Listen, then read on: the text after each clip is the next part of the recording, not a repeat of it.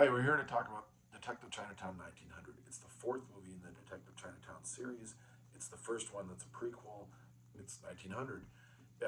And it takes some of the main characters, transports them to 1900 San Francisco, where there's this Chinese exclusion bill that's going on. Also, there's some people that the dynasty needs to be returned.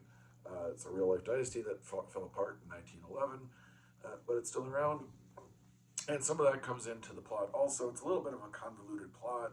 Lots of characters going on that take away from the center story of this buddy cop. Think Shanghai Nights, Shanghai Noon. There's a little coda at the end which completely retextualizes the whole story. And at the beginning, there's this funny part with Sherlock Holmes, because this is sort of like an homage to Sherlock Holmes.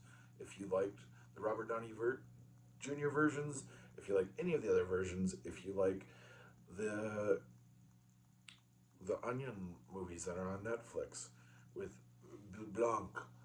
It's that kind of mystery, but it's a Chinese version spin on it. And it's interesting. It's got lots of good production design. It's got good detective work, funny detective work. That is kind of the series. The problem is the writing and some of the casting, the stunt casting lets us down.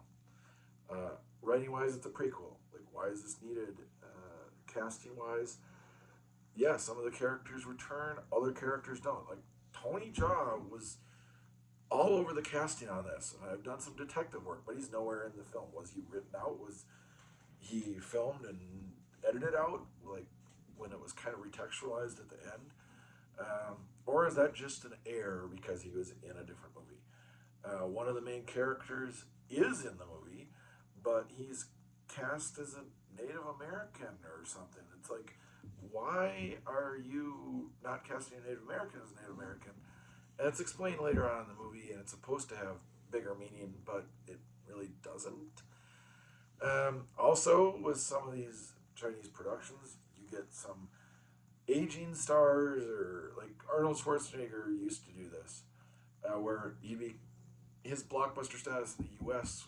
was fading, but he's still a big draw, so you'd be in a Chinese movie to get money in the movie and a paycheck for him. Well, in this case, it's John Cusack. Maybe China Fat, but he hasn't been in a bunch of American movies lately. It was fun to see him in it, actually, and that is not distracting.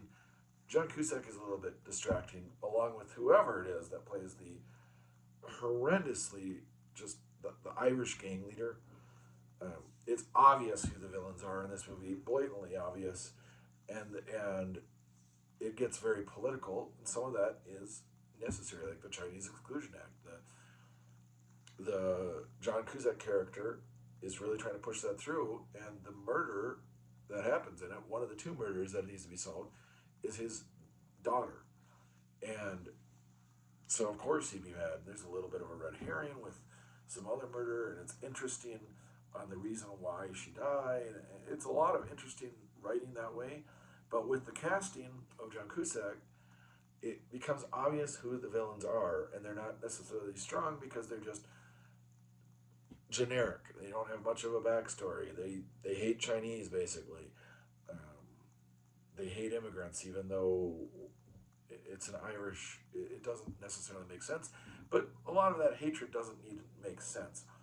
Um, so this was released as part of the Chinese New Year. I thought the distributor was Well Go USA, but it's not tracked at the box office because it's CMC. So it's another, I think the 16th or 17th distributor of a film in the U.S. in January. It's made a lot of money. It's made over $400 million international or total. Um, so it's a hit, but it had a huge drop in its second week as part of the Chinese New Year. And my big issue with this is while it's fun, parts of it are fun, while it's got a lot of good production design, while it is trying to tell a good story and meaningful story, it turns into just propaganda at the end of the movie. And it's one of those just slapping your head. Like, I kind of knew it was going to go there because some movies, not just Chinese movies, some American movies do it too. But it just goes to a place it doesn't need to go to. And at this point, in this movie, it literally breaks the fourth wall to talk about Republicans being bad and Democrats being bad. So at least it talks about both political aspects. But maybe I'm misremembering this, but it literally winks at the camera. I'm like, what the heck is going on here? But otherwise, it's a fun time. I would not recommend it. I'd recommend the other Detective Chinatown movies, or at least the one I saw. So I think is part two. They come out about every 3 or 4 years. They can be a fun ride. This one though, I would skip. Um, it's a prequel. It's unneeded. It tells some good stories, but the castings are goofy.